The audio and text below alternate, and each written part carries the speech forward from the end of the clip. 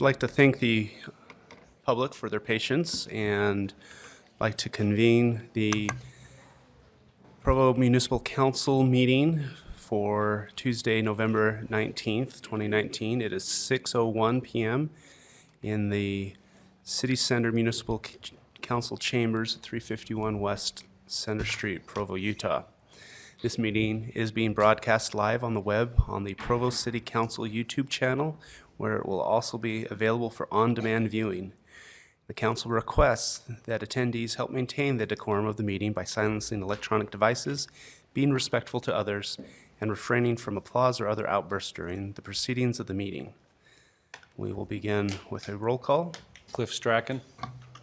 Brian Jones. Gary Winterton. George Stewart. Dave Sewell. Kay Van Buren. Dave Connect. George Handley. Mayor Kafusi. Wayne Parker. Thank you. And we will have an opening prayer offered by Jaden Payne, and will be led in the Pledge of Allegiance by Joseph Black. These are members of Provo Troop 43.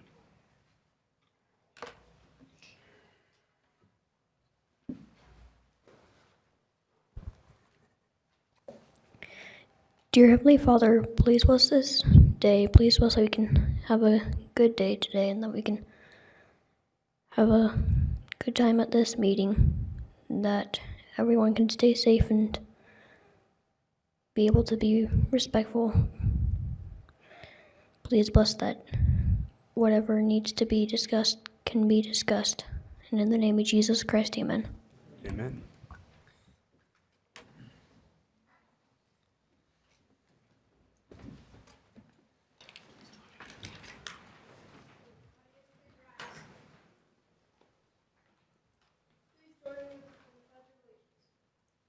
I pledge allegiance to the flag of the United States of America and to the republic for which it stands, one nation, under God, indivisible, with liberty and justice for all.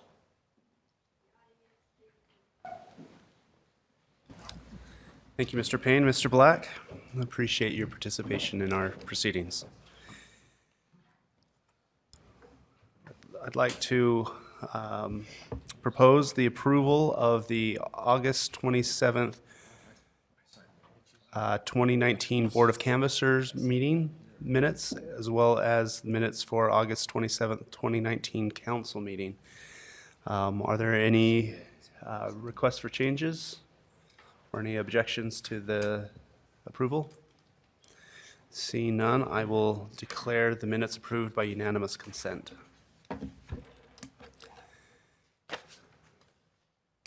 Mr. Jones, would you please recite our public comment preamble? I'd be happy to, Mr. Chair. Thank you. As indicated on the screen, a required public hearing will be held for certain agenda items prior to council action. After each such item has been presented, time to comment will be provided for all those who wish to speak. For items that do not require a public hearing, public comment will still be taken following presentation of the item, but will be limited to 10 minutes. At this time, 15 minutes have been set aside for an open public comment period, which is intended to allow comment on matters that do not appear on the agenda. Persons who speak during this time to an item that is on the agenda will not normally be afforded a second opportunity to speak during the comment period specific to that item. During any public comment period, each speaker will generally be limited to 2 minutes. Additional time may be given to individuals specifically invited to speak, such as applicants, neighborhood chairs, or others that may be representing additional persons. Please begin your comments by stating your name and city of residence. Due to noticing requirements, no formal action will be taken in this meeting on matters that do not appear on the agenda. Thank you, Mr. Jones. And let me just take the opportunity to mention, for anyone who was curious, that items 5, 6, 7, 8, and 9 really are all one issue, just from different perspectives and different aspects. So we'll talk about that more later, but those items are really just one issue, and then items, as noted on the screen, items 11 and 12 have been continued. And so we invite those with comments to approach the podium now.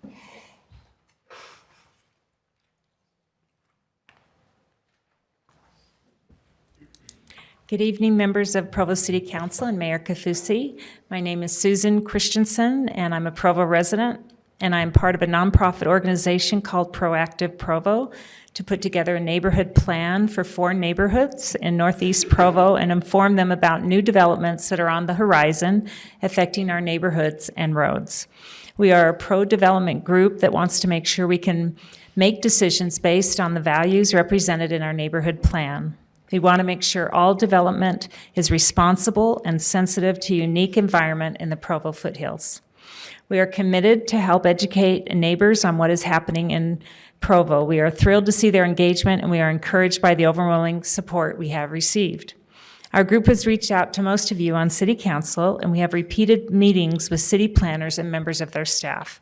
We are so encouraged by the support we have received and appreciate the city's willingness to work with us on a neighborhood plan. Our mission is to make sure there is a very broad participation and input from thousands of neighbors, their perspective on zoning matters. As a result, we ask that you hold off on development approvals until their voice is expressed and our plan is submitted in the next few months. I love the Margaret Mead quote that says, "Never doubt that a small group of thoughtful, committed citizens can change the world. Indeed, it's the only thing that ever has." It's our plan to help Provo proactively develop for the better. Thank you. Thank you, Ms. Christensen. Hello, council members and Mayor Kafusi. I am also a member of the Proactive Provo group. My name is Tamala Blake. I live in the Edgemont area of Provo. And I just wanted to add a few comments about some things that we've been researching and finding out. We represent our neighbors. Our neighbors want a stronger direction of preservation of sensitive lands. While we are still able and have time, let's, as a city, put the brakes on development in irreplaceable natural areas and accelerate our focus on another type of development, that of preserving and optimizing our green space, open and agricultural lands, and spaces we still have and prize as a community. Let's join the movement that is happening across the globe, the U.S., and now in our great state of Utah, and help Provo continue to be the desirable place to live that it is now. Let's join with Farmington City, which has a vibrant public trail system, Historic Preservation Commission, and a trail committee. We have a good Parks and Rec department here in Provo that we can add to and expand. The desire has been recently expressed in public surveys by the Provo Parks and Recs in 2012. 2 of the top 3 areas of priorities from that survey found that Provo residents want more interconnected parks, trails, and open space, and they want the purchase of land to preserve open space and protect the environment. Let's join Draper City, who recently celebrated the conservation of 4,500 acres of open space that had originally been slated for development. This happened in September of this year. This easement provides for protection of sensitive lands and more public trail access. I have also brought you a copy of a section from a city's plan that we feel represents many of the things we are hoping and could replicate here in Provo. This chapter that we have for you has a comprehensive overview of why we should have open spaces in urban areas. And I will give this to the recorder here. Okay, thank you. I have one for each of you to take. Thank you, Ms. Blake.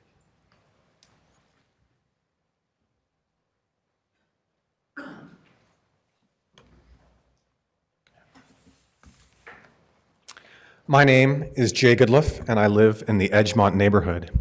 Last week, you may have recalled that I gave a statement about Benoist Park. I appreciate the feedback that I received from you about that statement, and I apologize for the insinuations that I made, and I would like to withdraw those insinuations from my statement. Thank you for the opportunity to give comment in this public meetings. Thank you, Mr. Goodliff.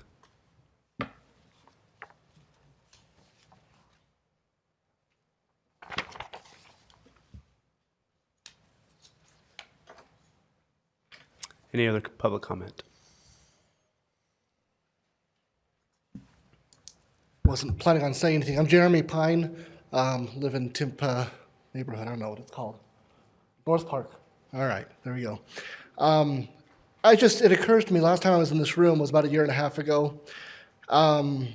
We had an incident where a young man was hit by a vehicle going to the rec center and was killed, and the neighborhood came together and asked the council to do something about it, to put in some lights and some crosswalks, and you heard us, and it got done in a relatively short period of time, I felt.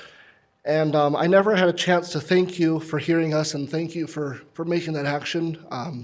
As someone who still lives in that neighborhood and has a son that walks to the rec center, those lights have been, I feel, very valuable and useful. So thank you. Thank you, Mr. Pine.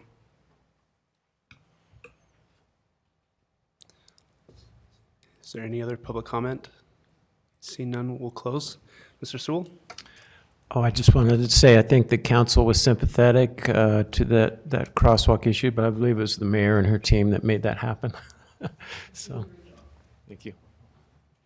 And I couldn't have done it without Public Works. They stepped up and came to the table with some extra funding.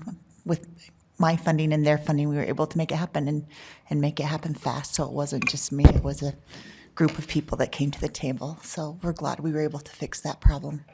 Made a difference. Good. If I remember correctly, the council also participated in helping fund that from our department budget as well on that. Since we're talking about it, let me just throw in my 2 cents. I'm glad to see that the city was very nimble and was able to react quickly. I'm grateful for Public Works and for the teamwork that made that happen. I'm also glad that we are continuing to work on street policy that will make all areas of Provo safe, and so we're not reacting. It's very unfortunate that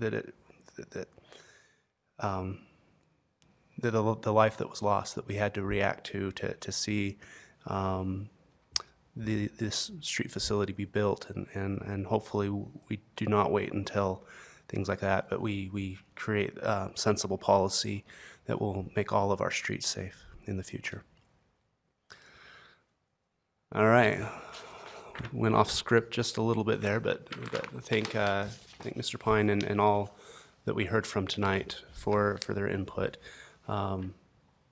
Maybe one last comment on this is we are elected to represent you, and it's very important that we hear from you, and we know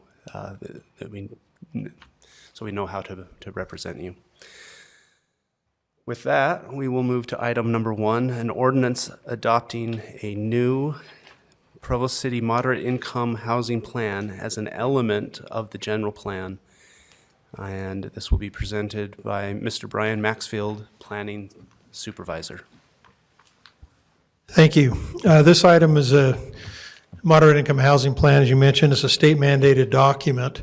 Our current moderate income housing plan was done in 2016.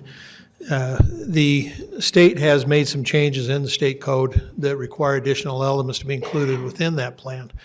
The plan that you have before you attempts to include those elements in a manner that shows Provo's progress through in trying to address those issues of providing sufficient housing for low moderate income and those of special needs, such as elderly and disabled and veterans and others. The key portion of this document is really the last section that deals with goals established to realize that affordable housing.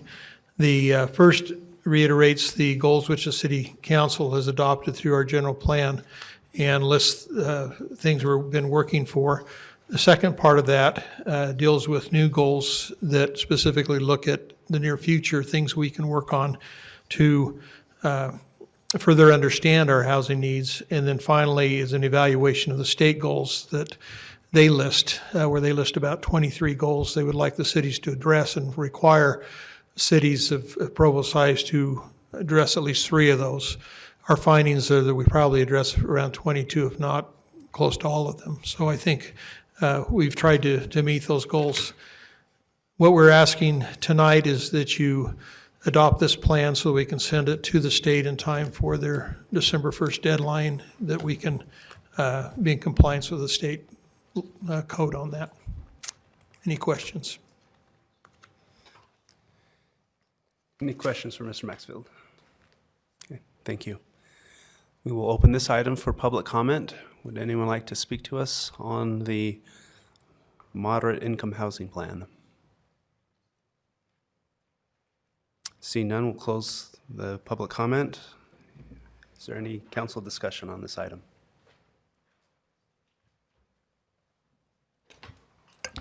I think that this is might be good for the public to know that this is a requirement of the state, and that we are not through discussing. We have committees, we have many opportunities to talk about housing in our community, and that will be an ongoing topic for the next several, maybe even years, to make sure that we get the right the opportunities, the best opportunities for Provo. So this is kind of a marker, but it is not a definite conclusion. Thank you. Mr. Connect. Yeah, we do have a housing committee, and I hope next year we still have a housing committee. And we take these things very seriously, and we put people on that committee that have expertise to give us advice on how to find creative ways to provide low-income housing and affordable housing, because really seems like nothing's affordable anymore. Part of the state's requirement was offering was a list of 23 things that cities could do to work towards the goal of providing more housing opportunities. And if I remember correctly, we were doing like 22 out of the 23, and so we're firing on all cylinders. But it's still difficult because it takes money, and if you're going to provide something below market rate, how do you do that? Mr. Henley. Yeah, I've said this earlier in the work meeting, but I wanted to say that I appreciated the feedback from the Planning Commission about the neighborhood concerns they had about the neighborhood plan program, because of the risk that it might pose to allowing neighborhoods to have maybe more autonomy or to run interference on city planning. But as I expressed earlier today, my impression has been that the neighborhood plans have actually assisted communication between the city and different neighborhoods in the city to help them get onto the same page. And I've seen some very creative proposals from neighborhood plans as to how different neighborhoods are going to help the city meet its needs.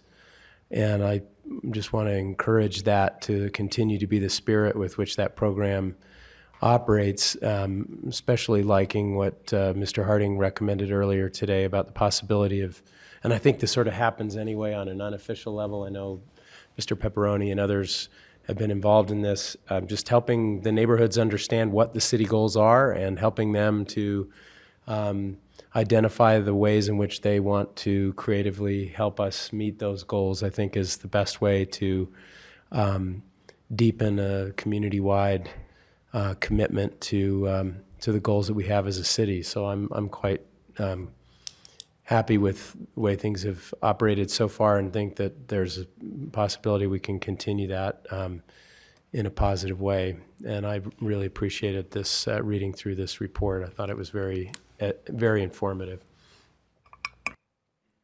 I'd like to second that. It's very informative. The information is very good. It's well written, and appreciate. I invite all residents of Provo who care about the affordability of housing here to read through that report. There's a lot of data, a lot of information there.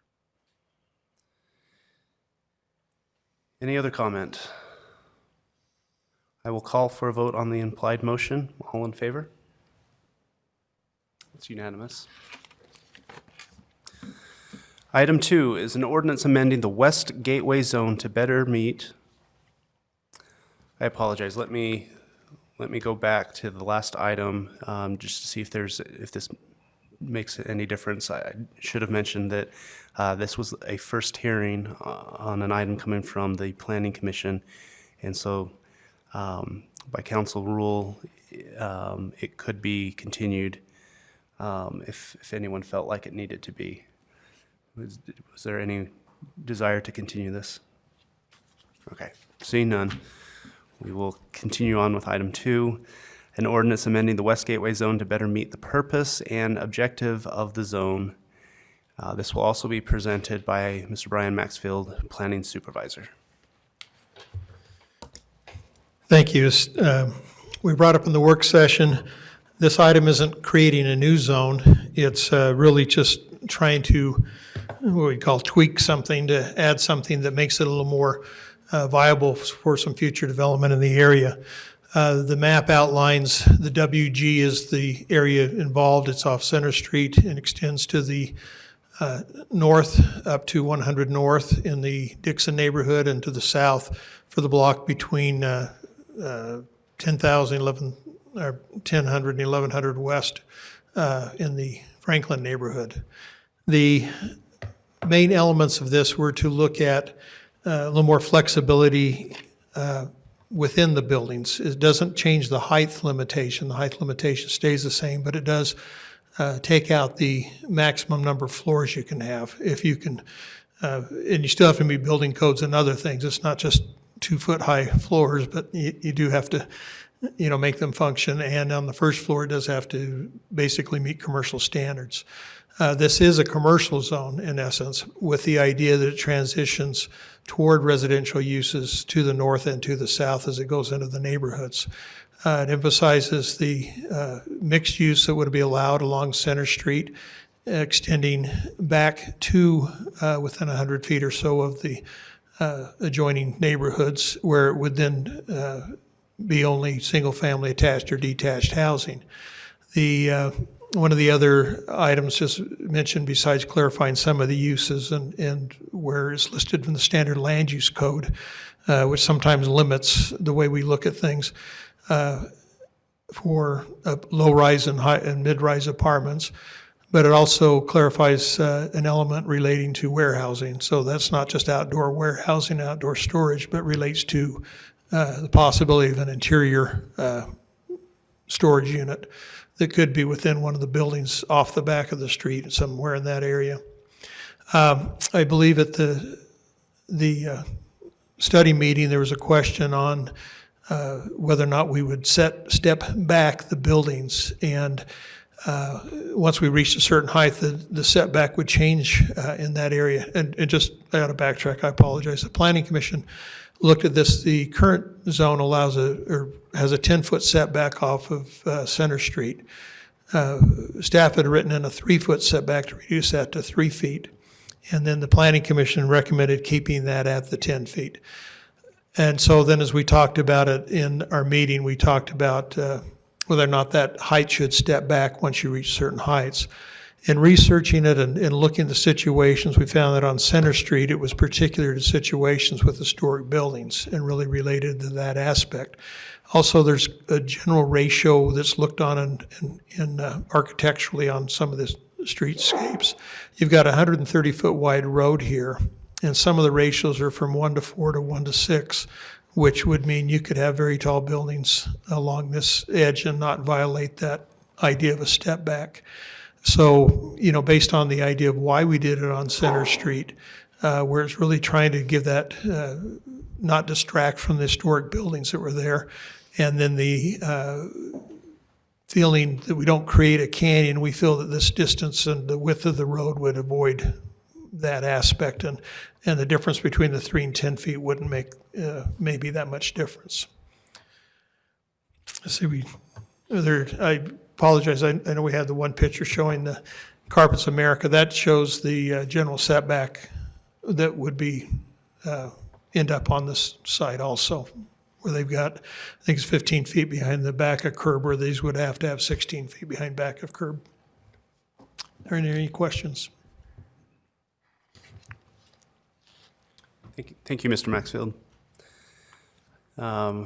We'd first like to open up an opportunity for either of the neighborhood chairs, either Mr. Robbie Potter or Ms. Terry McCabe.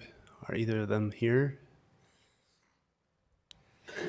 Not seeing them, so we will invite anyone from the public to come forward if they'd like to speak to this item.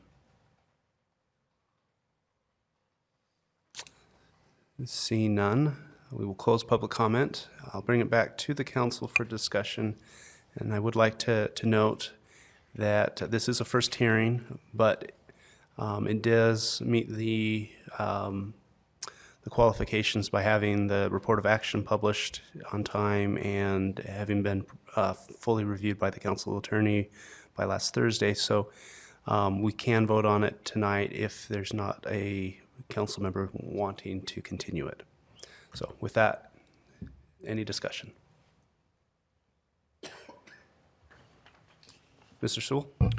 So I like the 3-foot setback originally proposed by staff. It makes sense to me along Center Street in this area, and as was pointed out, the road is very wide at this point coming off the freeway, and so I think that in tandem with the change to increase the rear setback from 20 to 25 feet seemed to have the intent to kind of shift the project forward and provide a little more buffer between the residential area in the back, which also seemed like a good objective to me.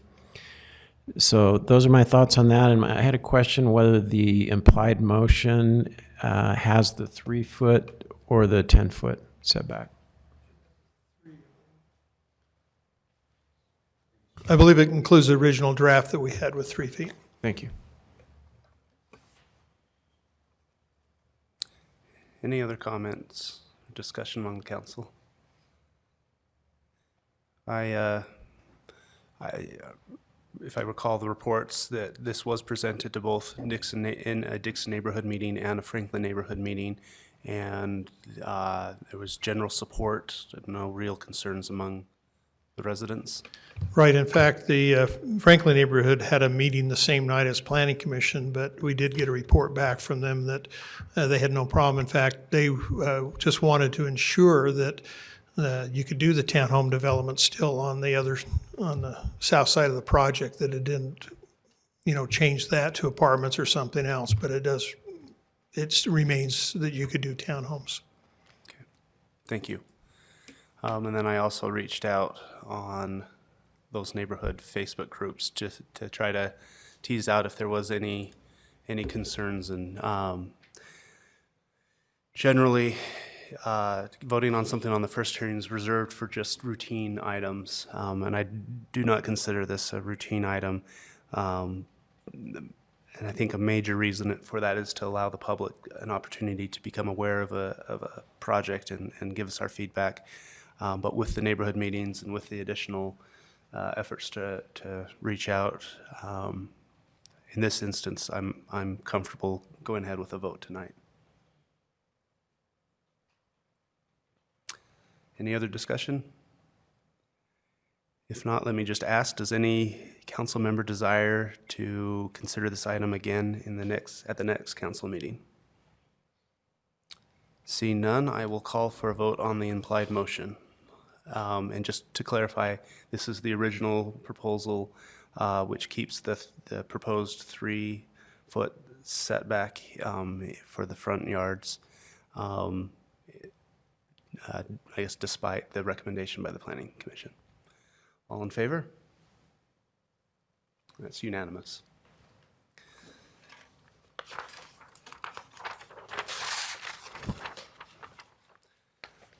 Item 3 is an implied motion on an ordinance amending the zone map classification of approximately 1.11 acres of property generally located at 688 North, 100 West, from residential conservation to high-density residential, and mixed-density residential in the North Park neighborhood.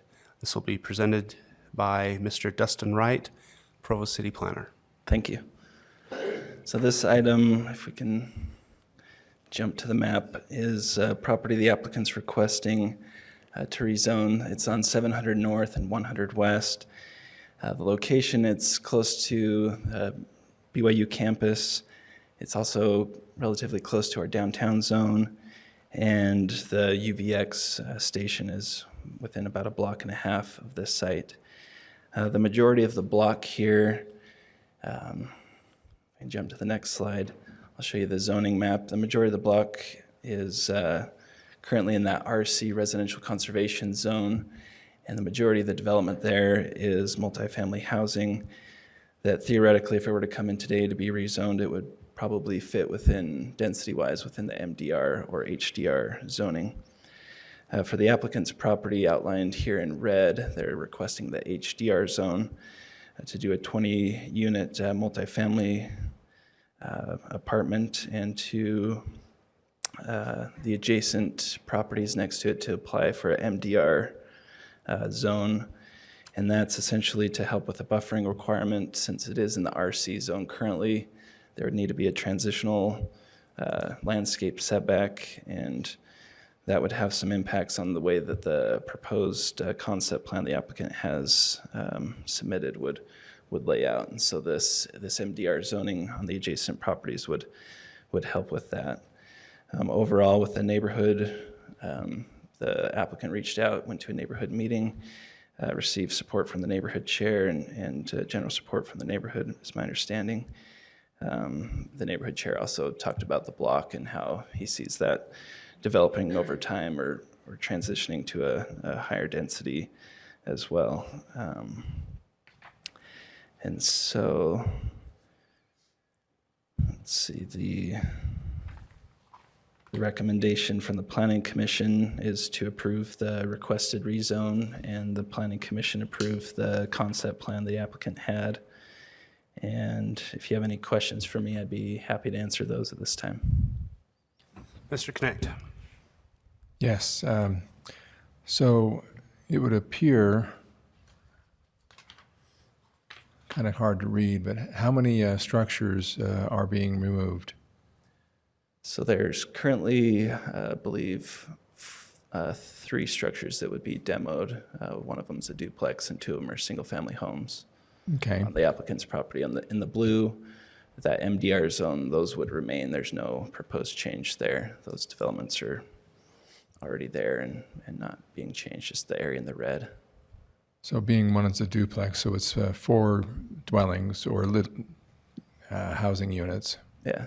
And we're putting in 20, is it? 20, yeah. Yeah. So I just wanted to comment that I think it's appropriate and good redevelopment. But one of the necessary parts of redevelopment is being able to buy the underutilized properties at a price that makes the project work.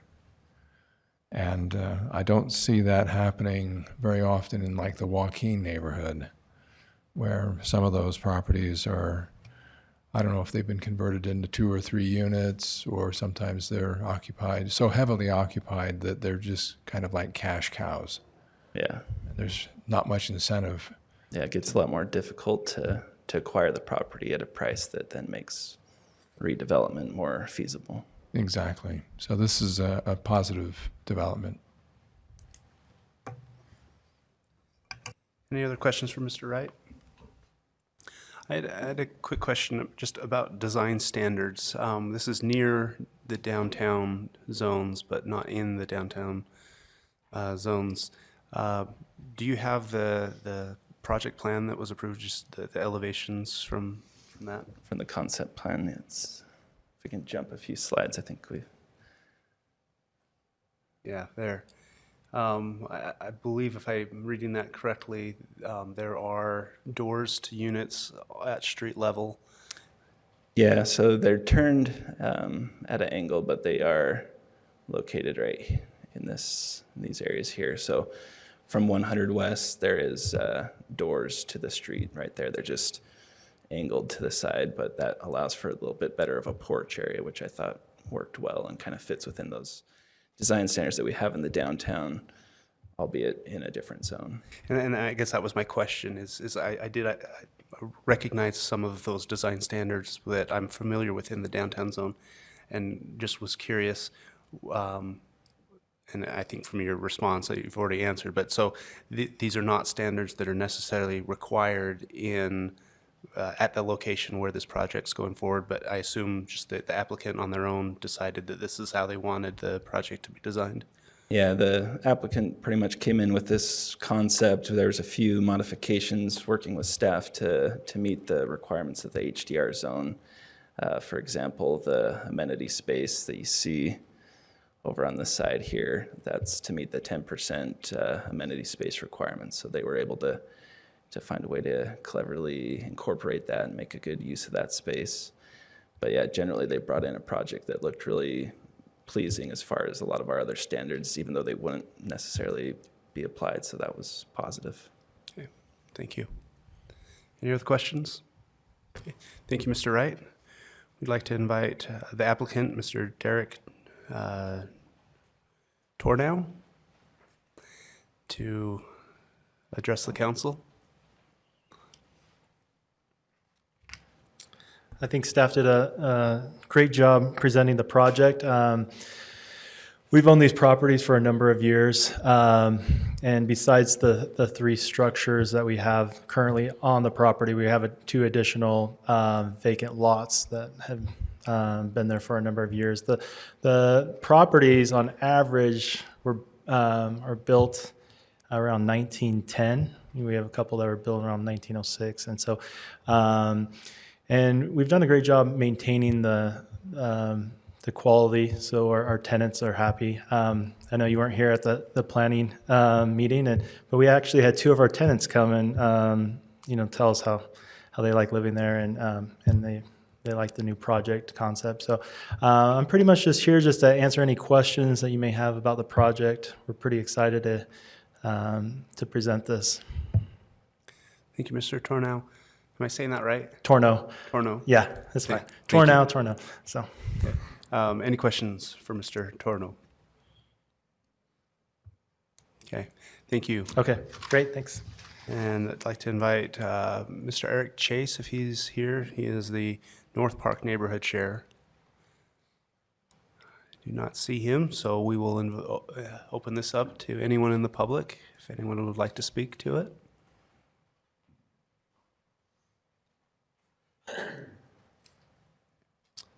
Good evening. I'm Brady Hill. I guess I'm technically a resident of Tyler, Texas, but I'm a BYU student. I've lived here for a couple of years and live right across the street from the proposed zone change right now. And I just wanted to give my, citizen support of the zone change. It's right next to the UVX station, next to BYU, and it gives Provo an opportunity to grow up and not out. So I just wanted to give that support. Thank you. Thank you.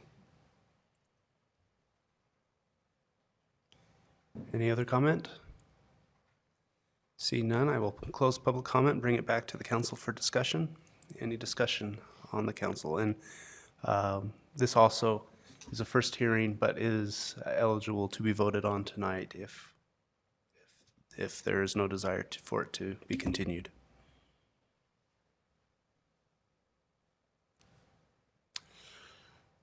Not hearing any discussion. I do worry a little bit about, I think this is a great project, and so I think that's perhaps why we're not hearing any concerns from the community and whatnot. I do worry about making it common practice to vote on non-routine items on the first hearing, but it is difficult to say, oh, let's hold off for another 3 weeks as well. If we have had a good neighborhood meeting, I haven't got the feeling that this has just gone under the radar. It does feel like the community is aware of it. So I'm torn a little bit, but I guess I will not be requesting a continuation. Mr. Sewell? Well, my thought on that is if not even a single resident or person has raised a concern, that seems like we've got a pretty good thing going, and probably fall into the definition of a routine approval. Thank you, Mr. Sewell.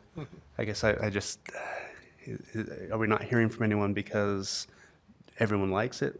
Or, is it possibly that people just don't know about it yet? And that's what is weighing on me a little bit. Mr. Connect.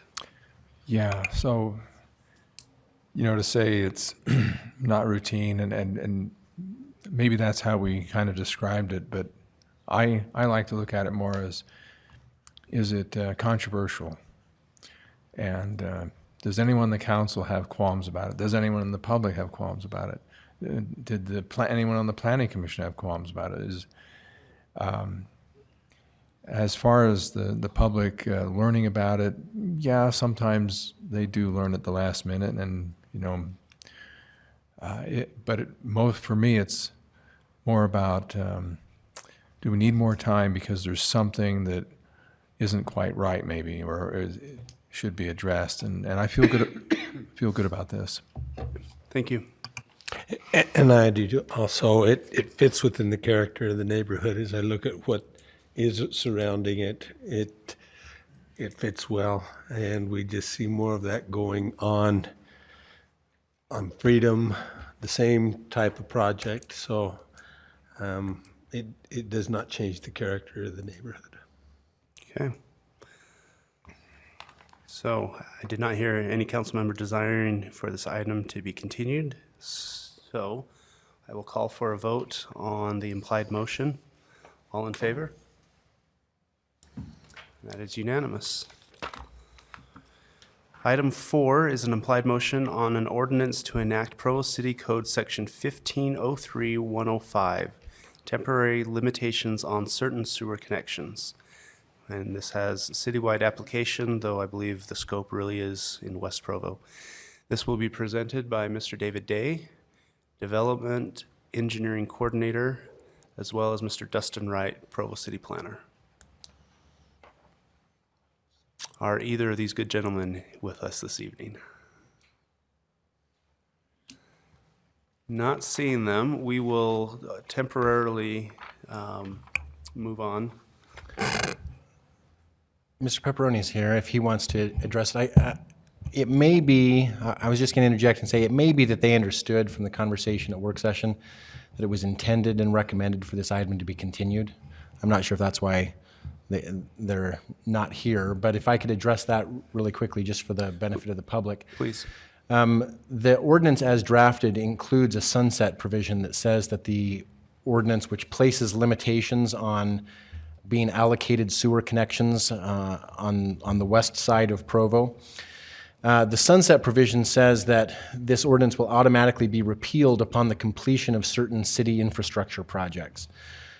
What we discovered in this past week is that reference is to the old impact fee facilities plan, which was adopted last year, and that in the December 10th meeting, you will be considering updating that impact fee facilities plan and adding to it some projects that are also desired by Public Works to be included in this list of projects that need to be completed before the sunset provision kicks in. So it's been recommended by staff that this item be continued until the December 10th meeting and be voted on after the impact fee facilities plan is updated. That doesn't mean that you can't take comment and discuss it tonight, and in fact it will require a motion to continue it, but that is the recommendation. Mr. Jones. Mr. Van Buren.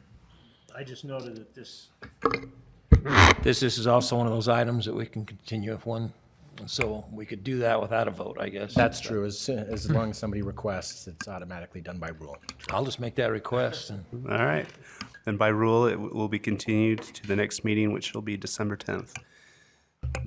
Mr. Chair, I would note that under the rules in the handbook, I only mention this because the situation came up once before, that it is contemplated by the handbook that you still take public comment before continuing it in case there's someone here. Yeah, thank you. Thank you for that. And I guess my understanding from our work meeting, and maybe we should have made this clearer, but my understanding was that we wouldn't take the final vote, but I was hoping for maybe a bit of discussion on this.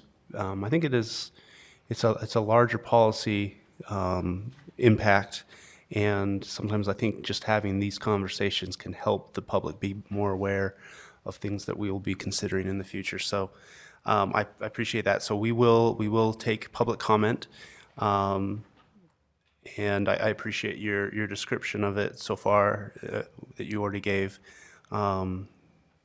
And maybe we'll just give the opportunity for any counselor who wants to share their opinion on it. But we'll first start by opening this for public comment. If anyone would like to speak to this, now would be a good time to do that.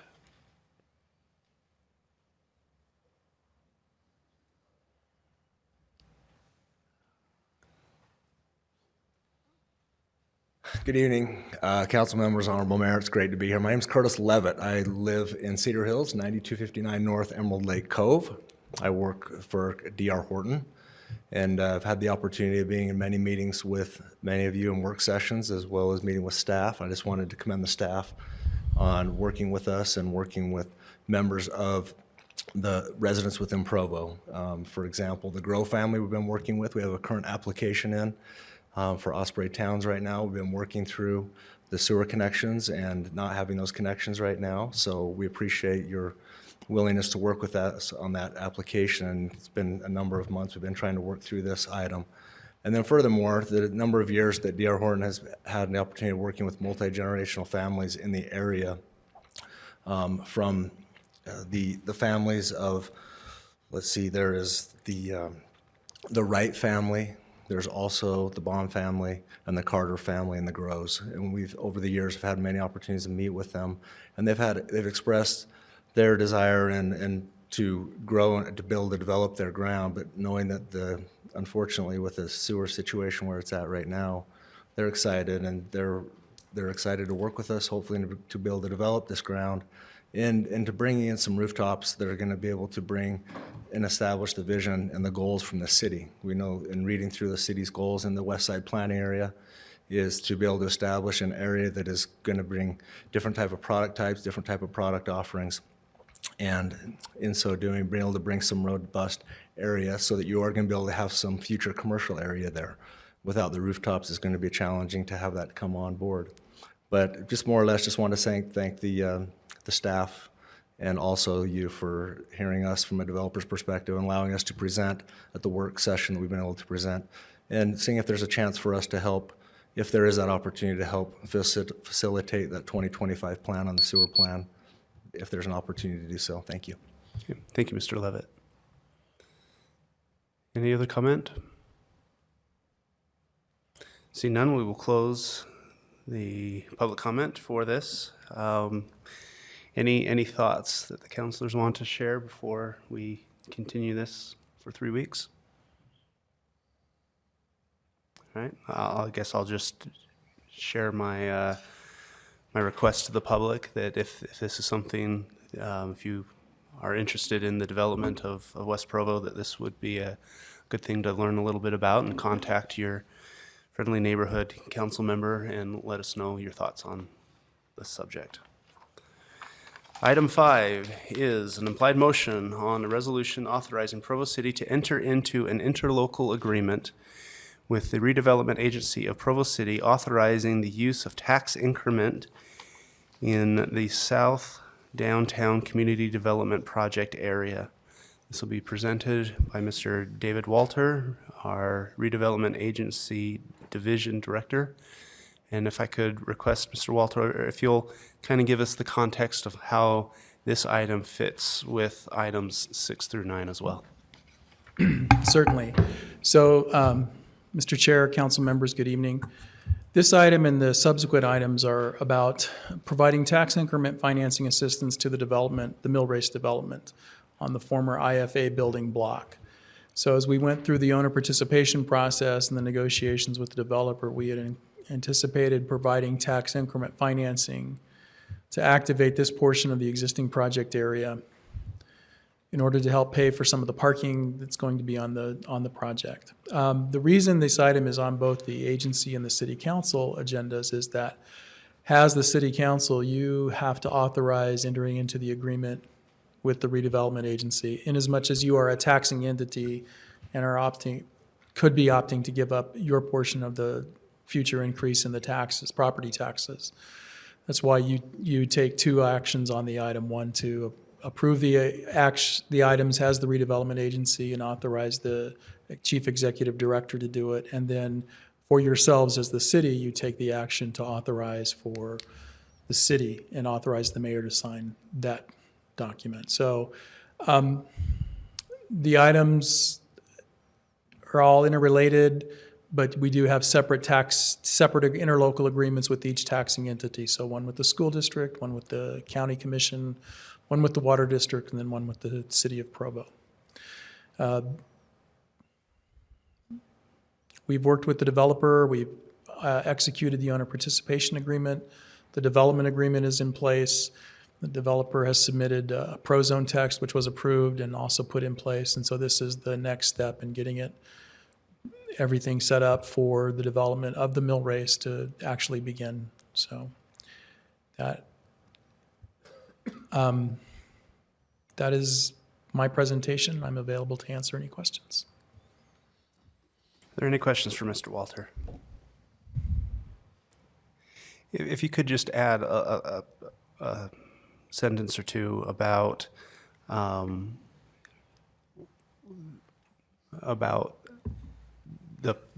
outside of just the public good of having a redeveloped block, but any public projects that are certainly. So we are anticipating that as part of this process, they're going to be building structured parking, and we will be getting some of those spaces to be used for the public in that general area.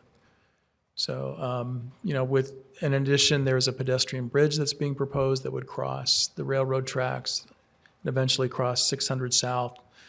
And Mr. Earl has been working with them to provide a place for them to connect to his parking garage. So there would be a through path for the pedestrian bridge. Thank you. Mm-hmm. Any questions? Okay. And we will now open this item for public comment.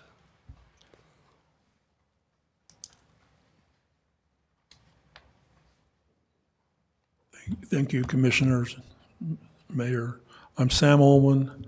I'm the closest neighborhood representative to this project. My neighborhood is right across the street from it, and I hope it succeeds. But there's some questions I think that should be answered before anybody even votes on this. Bear in mind, the Provo School District lost its pledge for money. This is about money. We're giving Provo City money away to a developer, and he'll use it for his development. The question is, how long will we be giving him this money? Number one. How much money are we going to give him? Are we going to condemn the property before it's evaluated, or is it going to be on its current value, its market value today? What is that money total? Let's go back to the mall down here. It's been on tax increment financing for over 20 years.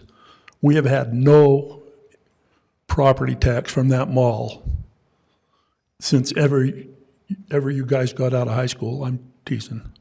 But that didn't do us any good. The mall's still a mess. An underfunded project, underfunded, is usually underfunded because it's poorly managed and poorly planned. Where's Kim Gardner on this? He's up there in Midway with a big house. We need better management on this, at least better disclosure. My big questions is, what are we going to pay and how long are we going to pay it? I talked to Bill Pepperone about this, and he says, excuse me, not Bill, one of the other developer dudes in the city.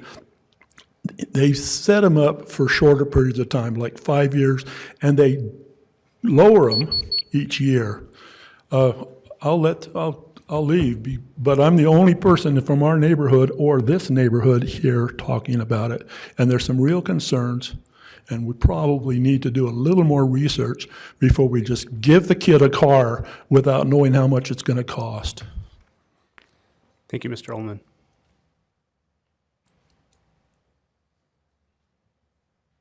Any other public comment?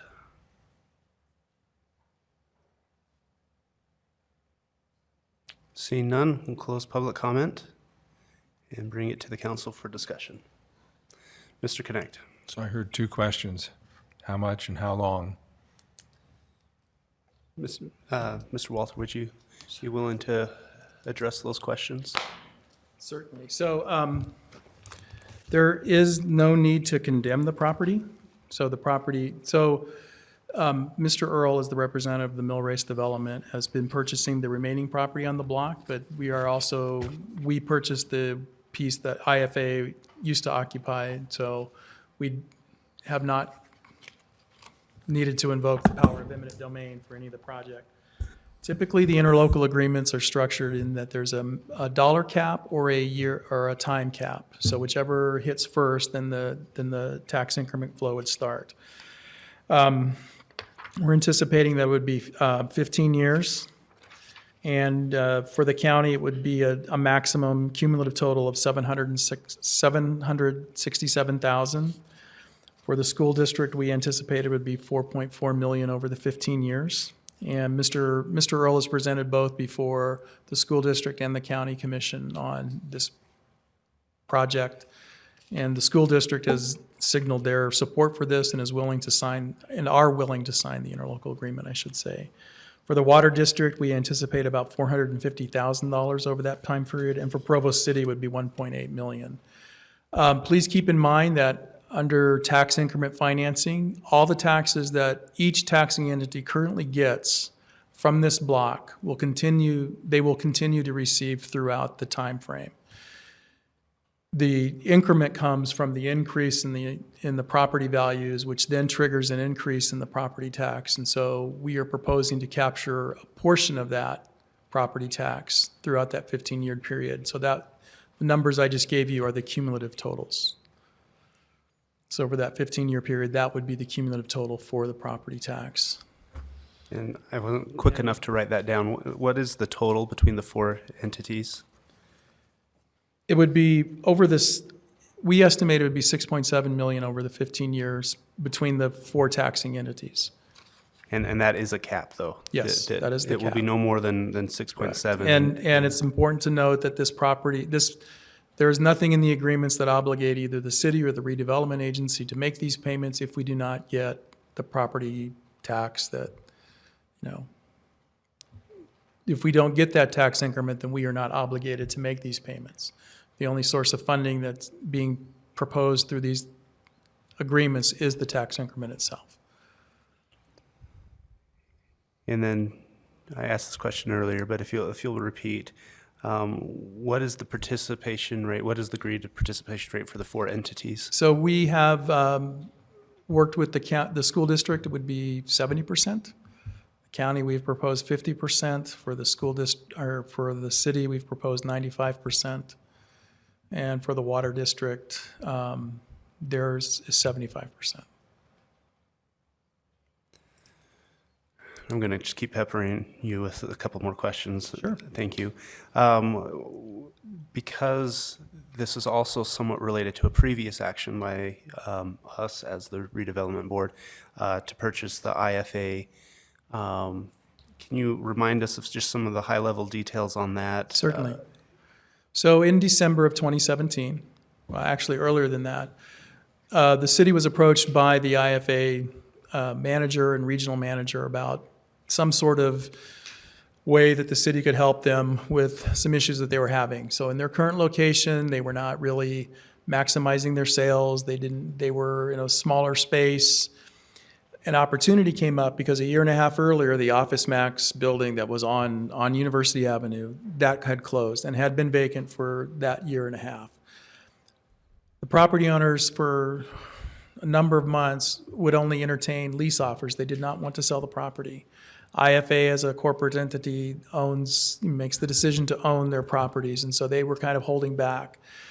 Because of all the other activities that are happening in that area, parking became a premium, and there were occasions where, you know, other people were parking in the IFA parking lot. And so we sat down with them and talked to them, and we looked at the block.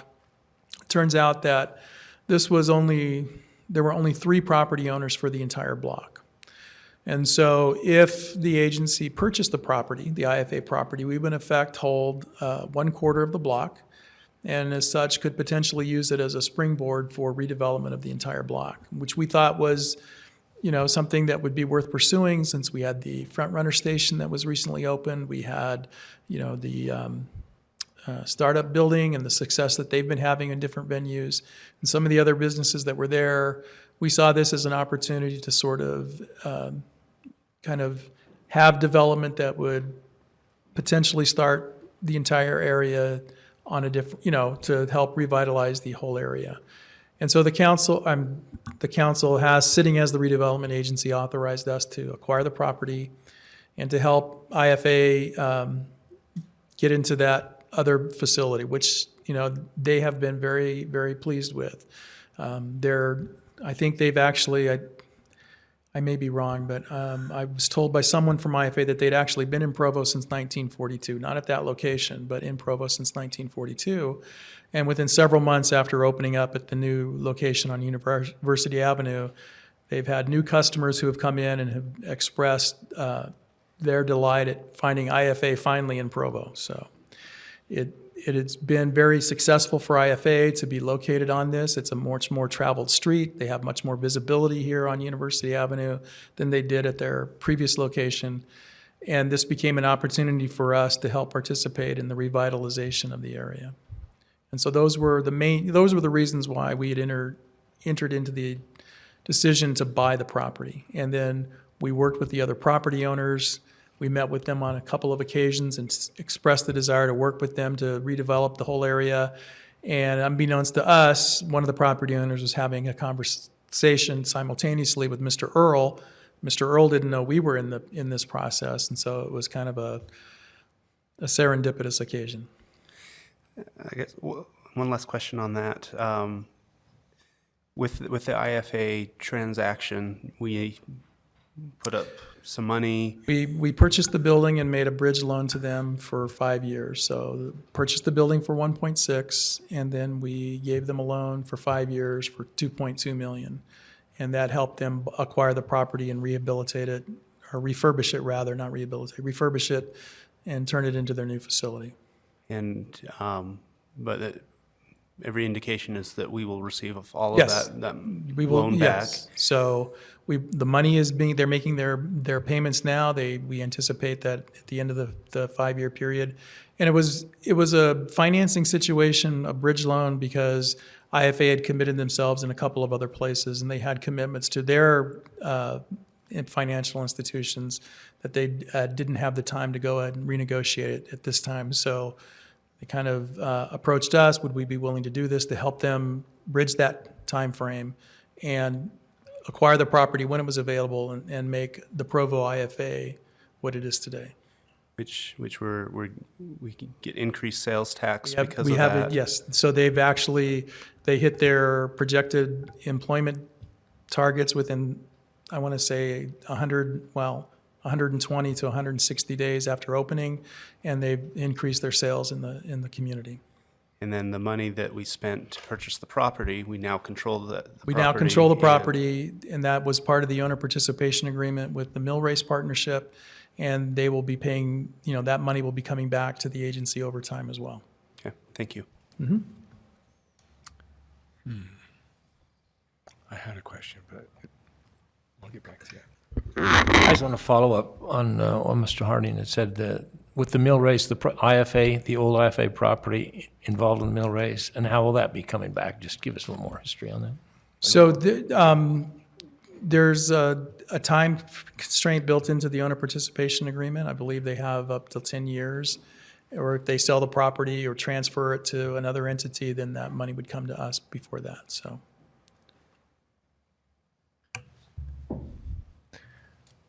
So often people wonder why do a deal like this? What are we getting out of it as a city? And I think we've explained some of that besides just redevelopment, there are some benefits that come back to us with the parking structure, with the walkway over the road. And did you have any other things that you? So just a quick refresher on what the mill race proposal is they're going to build a condominium tower so that there will be homeowners. We will increase some opportunities for homeownership in the area. There will also be an office tower as well as the apartments that are part of the project. So it's a block of mixed-use development. There's a chance that, Mr. Earl has had some conversations with the Church of Jesus Christ of Latter-day Saints about the possibility of converting some of the office to an urban chapel so that we would not be necessarily buying more property in the surrounding area to meet the needs of the church in terms of expanding units because of the increase in population. So we kind of see this as a viable opportunity to prove that that urban model could work as the city of Provo becomes more and more dense over time. We have the opportunity to maybe not buy 5 to 7 acres, depending on the size of the prospective units, and take that off the tax roll, but incorporate that into the structure of an existing office tower. And then as far as the school district goes, the school district has a need for meeting space as part of this process. Mr. Earl is meeting with the school district and has made some of his some of the meeting space that's going to be incorporated into his facilities, some of that amenity space be made available to the school district. So just a general question, the school district collects more sales tax property tax than anyone else. And so their participation is critical in any one of these tax increment financing deals. And there's been a number over the years. There will be certainly more to come. And from your perspective, since they don't normally get meeting space or necessarily anything from any of these projects, why do they agree to it and postpone the taxes? What is their rationale in agreeing to these? They see it as a need for assisting the city of Provo and helping to spur some of the development because, development is key to their success. I think they get roughly 60 or 2/3 of the property tax dollar. So, they're looking long-term and seeing this as an opportunity to kind of expand the base or expand not the base, I should say, but expand the amount of property tax over time that they will get. So they will continue to get the base year amount, which is what it's currently valued at. All those taxes will continue to flow to them. And then they will also get 30% of the increment for the period, but then once the period's over, they will get everything that they're entitled to. And they see that as making an investment in the future. Thank you. I should say that is how I understand they see it. Okay. I don't want to be accused of speaking for the school board, so.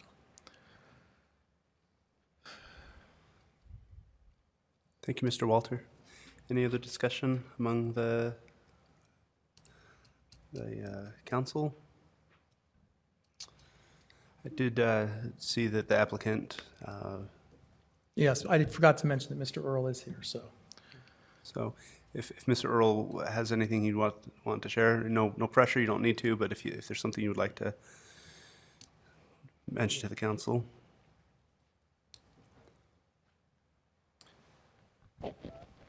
Thank you. It's been awesome working with you guys. It's been step after step after step. Here we are. Maybe it's been 3 months since we last saw you, and we're having multiple meetings every week with the contractors, getting pricing in line and lining up all the subcontractors to start the work on this. We've already seen, because we're very interested and going to be invested in Provo, so maybe to further answer Mr. Connect's question, we've been interested in acquiring properties even around the block, and the valuations have already started going up because they know what we're bringing to the area. So even though we're asking for some tax increment help on our project, there's a ripple effect that is real because it's making it harder for us to acquire more properties around. That this project, even if there is some increment coming back to the project, some of that is made up in the higher values of the properties that surround us. And, you know, frankly, construction costs every week or two or three, we're surprised when the countertop guy comes back and says, oh, that's another $150,000 from where we thought it was. And the concrete guy comes back and says, we're adding $200,000. These aren't like $5,000 changes. Like every time they come back, says, you know, tariffs or this or that, you know, it's several $100,000 every time. And this increment is wildly important to helping projects like this. And you know, to address the comment made, projects need to stand on their own. You can't do an undercapitalized project, and you're totally right. This project's a little unique where we're being required to improve 4 sides of an entire city block all up front. Most projects don't have to bear the burden of all of that incredible site infrastructure because they've got one frontage, maybe 2 frontages on a corner. But where this project is an entire block, Public Works, Engineering has asked us to improve the entire thing all up front. So we're bearing the burden of 3 or 4 or 5 phases all up front. So this upfront incremental help is hugely helpful to us, and we appreciate your consideration. Thank you. Thank you, Mr. Earl. All right. Anything else need to be said before the vote? I will then call for a vote on the implied motion. All in favor? That was unanimous. Sorry. Yeah. And so, somewhere in here, if there is no objection, we will now recess as the Municipal Council of Provo. And do we need to recess, or can we actually adjourn as the... We will adjourn as the Municipal Council of Provo and reconvene as the Redevelopment Agency of Provo by unanimous consent. Yes, Cliff. Council, you've just, our redevelopment agency members, just as you adopted the resolution allowing the city to complete an interlocal agreement with the RDA, you now have 4 resolutions in front of you where the RDA enters into interlocal agreements with Utah County, Provo City, Provo School District, and the Central Utah Water Conservancy District. You could, by motion, adopt all 4 resolutions with one motion, if you choose. And can we open it up to the public and have them address all 4 at the same time? That would be our recommendation. Read all 4 items into the agenda, open them up for public discussion and council discussion, and then you can either vote one at a time using the implied motion, or someone could make a motion with a second to just approve all 4 resolutions at once. Okay, so I'll read them all in. Item 6, a resolution authorizing the Redevelopment Agency of Provo City to enter into an interlocal agreement with Provo City authorizing the use of tax increment in the South Downtown Community Development Project area. Item 7, a resolution authorizing the Redevelopment Agency of Provo City to enter into an interlocal agreement with Utah County authorizing the use of tax increment in the South Downtown Community Redevelopment Project area. Item 8, a resolution authorizing the Redevelopment Agency of Provo City to enter into an interlocal agreement with Provo School District authorizing the use of tax increment money in the South Downtown Community Development Project area. And finally, item 9, a resolution authorizing the Redevelopment Agency of Provo to enter into an interlocal agreement with the Central Utah Water Conservancy District authorizing the use of tax increment in the South Downtown Community Development Project area. We will now open these up, or, well, I'm not sure that we really need any more presentation. I don't think there's anything left to be said. Just if the public has any comments on this, now's the time.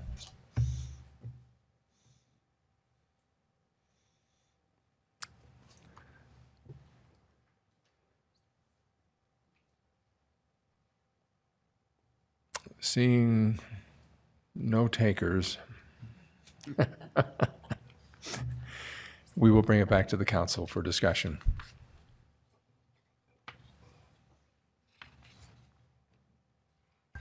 It's just to thank you for all the work that goes into this. These are huge projects that take such a great deal of detail, recognizing, and I just want to thank developer and David and all that you're doing to make this come to pass. I think it's going to be a great asset for Provo, and I just appreciate all your effort. Thanks, Gary. I think we all agree with that. It's hard work on the part of the city staff, and certainly appreciate good developers working with us. So, yes. I'm just looking at this. This, I believe, is something that we previously agreed to in principle, and now it's coming to fruition. I also look at the impact of this project. I think it is, for lack of a better word, I think it's a game changer for this area, and I think it will raise the property values around it, and then looking at that, and then also looking at the public spaces, parking spaces that will be receiving, as well as the participation in the pedestrian bridge. I feel like this is a very justifiable and good use for the tax increment incentives. Any other comments? Does someone want to make a motion, or do we do it separately? Well, we have implied motions on all of them, but someone could make a motion to pass all four at the same time. I so move that we do all four. I'll second. Okay. All in favor of voting on all of them at the same time? All right, so we're in favor of doing that, so now I guess we have to have the official vote. Or? That's fine. I interpreted Councilor Handley's motion as a motion to approve all four of them at the same time. Sold. But given that there was a misunderstanding about that, you probably ought to ask for the vote to be confirmed again, just to make sure that we all know what we were voting on. Okay. All in favor of approving these four items? And it is unanimous. Okay.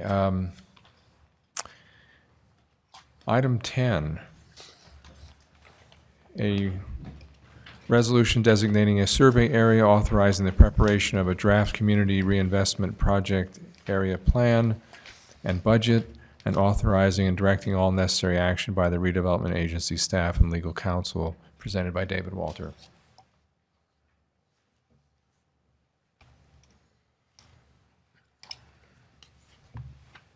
Mr. Chair and agency members, good evening again. The item before you tonight is the consideration of creating a new community reinvestment area or redevelopment project area in the city in the Riverwoods area. By way of a little bit of background, Qualtrics is looking to expand. So they are proposing to add about 150,000 square feet to their existing campus, and in doing so would hire, we initially were told over 1,000, and I believe now the number is closer to 2,000 people over 10 years once the construction's complete.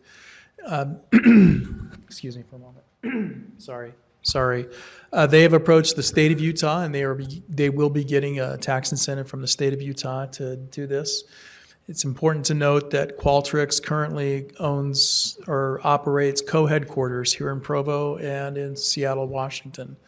and they are in the process now of building a tower in Washington, but they still want to keep their presence here in Provo. They still want to be recognized as a Provo business, and they still want to be able to expand here in Provo and to hire additional people here. The average wage for these jobs are going to be roughly $87,000 annually. And in doing so, they were going to improve there is a small piece of property here, roughly 4 acres in size, that's currently vacant. They will improve that as a parking lot for the temporary use during construction, and then they will make at least half of the block available, half of that lot available to other patrons in the business park who need parking. So the exact mechanism for that hasn't been worked out yet. I think it's important to note that as you look at this area here, tonight's action is just asking you to consider adopting a survey area. And this is the first step in creating a redevelopment project area. Survey areas are typically larger than what you end up with as the project area. This one certainly will be. We do not intend for the entire roughly 296 acres here to be the redevelopment project area. As we go through the process and establish a plan and do the survey work, that will shrink down to a much smaller component. Excuse me one moment. Sorry. This is the first step in a much longer process. We will prepare a plan, we will do a budget, we will come back with better numbers. We will have the opportunity thank you very much. We'll have the opportunity to come back before you on several occasions to discuss this additionally and in more detail. But part of this is, working with the state and working with Qualtrics and committing to them that we are looking to be partners with them in their expansion here in Provo. So the resolution tonight asks you to adopt the survey area and authorize staff to take the steps necessary to bring other items back to you for consideration. That is staff's presentation, and I'm available for any questions.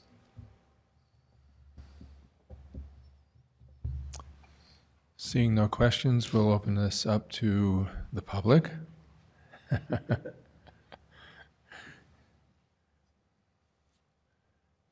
And seeing no public comments or anyone wanting to comment, we will bring it back to the council.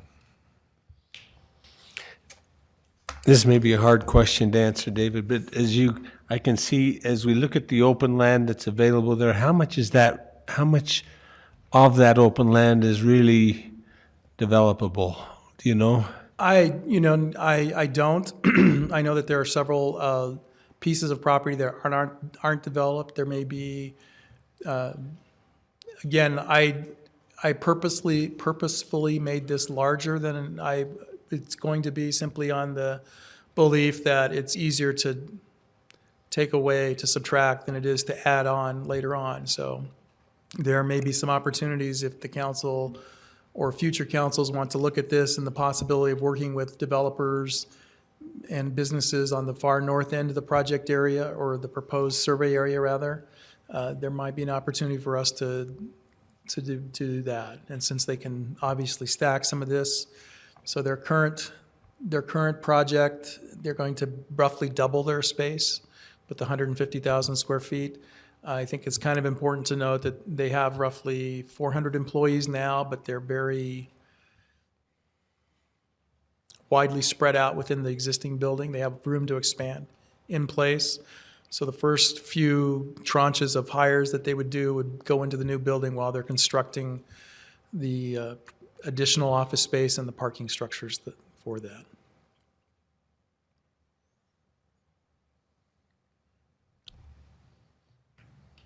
Yeah, okay. I'll just bring up a couple things I brought up in work meeting. I don't want to keep us here any longer. I just think tax increment funding should be used to help blighted areas for redevelopment, to give some shot in the arm, to help it where it has a larger public impact, like the project we just approved. We're going to get some parking places, we're getting some street improvements, we're getting some crossover bridge and some things like that. I think this area is a economically sound area. It's an economically growing area, and so I won't be supporting this. I also think that as we make this area so large that we're just inviting more of the businesses to participate in tax increment, and just kind of puts the word out that we'll do this for this area. And so I will not be supporting that, and I don't think it's in the good of our city. Thank you. Thank you.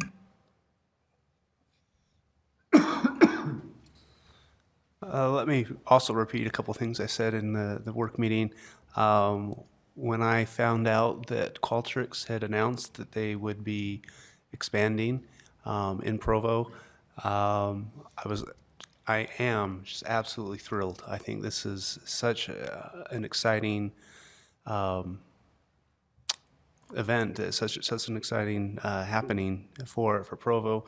I think Qualtrics is a great example of what can happen in Provo and the magic that can happen here. I think it's a great story. I think they've been a great member of the community and represent us well around the world. Love that. I have some concerns about how tax increment financing is used, and I'm very concerned about how taxes are used and how we're asking residents in the area we've been increasing their tax burden, and so I generally have some concerns about our use of tax increment financing.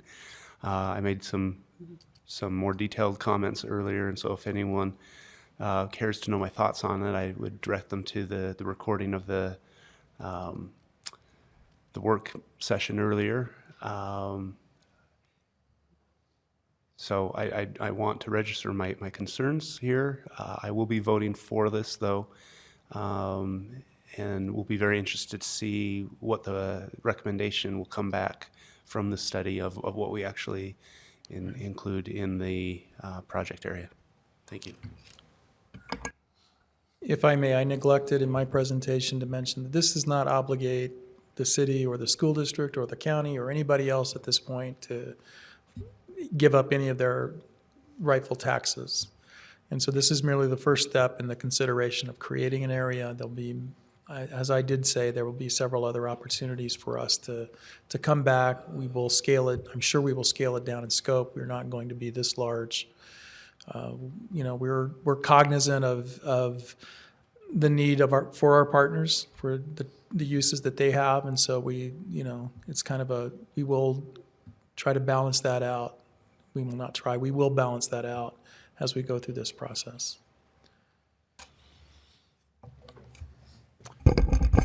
Thank you. Yes, Gary. I've always been respectful of those that are very concerned about our tax increment dollars, but I also believe that this is a statement that the community also wants to make, though, is that we want businesses in our community, that they help us not only with property tax, but with sales tax, with values, with so many other different things, quality of life in our community. And so it's always a challenge, and that's why we have the opportunity to, as they say, get the big bucks and just make those decisions that are hard. It's an opportunity to balance what is best for the community. And there are different opinions, and I very much support this. I think the message that we send is that we need business in Provo. It's an important part of our quality of life and part of our community. And so I'm very much supportive of this. Dave? I was just curious how long it's been since we've had a project that would bring nearly 2,000 jobs paying at this level. I can't remember. Do you? Not in my tenure here. Yeah. It's been a long time. I feel like this is a really significant opportunity. 1,800 jobs at an average rate of $87,000, I think, is very significant. Would actually move the needle a little bit on raising the average income in Provo. I think we'll get a substantial amount of additional property tax over the long term, though we'll be rebating a lot of that over the short term. High-income residents will spend a significant chunk of their money in Provo, so that'll help our sales tax. I think it's significant to note that the state of Utah feels that this is a significant enough economic boon for the state, really, that they're participating, and it sounds like the parent company is kind of looking for a signal of how interested we are locally in the project, and I'd like to send them that signal that we are. I think I said a lot in the work meeting, but I do fully support this project, and I will be voting for the resolution. I think Qualtrics is a tremendous company that, as Wayne shook his head, we haven't had anything like this in a long time. So this is a wonderful opportunity for the city of Provo to join with the state in welcoming an addition to Qualtrics of this size and magnitude. Thank you. Thank you. And just a quick question. When we were pretty excited to get Duncan Aviation, they looked all over and decided this was the place they wanted to be. They needed some help, and we were happy to help them. And remind me, the jobs there are paying in the 60 to 70, I believe. Right. Is the average. Right, and so we were like, hey, those are good paying jobs. But this particular project takes it to a whole new level. Lots of jobs at a very high income, which is certainly what we need. And you try to make easy the things you want. And I don't know what else might happen in this survey area, but it has to have, have to have a certain bar, a certain standard. And this is an exceptional project, so I support it. Anyone else want to comment? It seems like we've all said something. I haven't said anything, but I did speak earlier. I'm supportive. I thought what Dave Sewell summarized is how I feel. Okay. Then we have an implied motion that we can vote on. All in favor of this? And all opposed. So Kay Van Buren opposed and the rest of the council in favor. I believe we've come to the end. If there's no objection, we will now adjourn the Redevelopment Agency of Provo by unanimous consent.